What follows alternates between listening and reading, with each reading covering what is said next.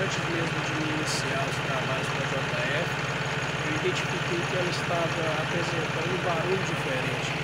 Então eu abri ela e graças a Deus eu consegui identificar o problema.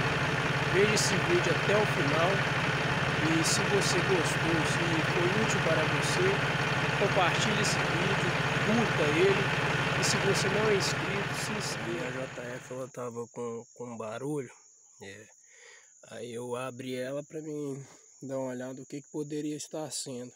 Eu abri ela, eu fui verificar, essa mola estava frouxa, ela estava no primeiro pino aqui, ó. Aí eu mudei ela para o segundo pino. E este pino aqui, ele estava quebrado em partes. Eu fui, retirei e troquei ele, pois estava gerando folga. Observação, não deixe ponta desse lado, pois pode interferir no fechamento da tampa da sua JF.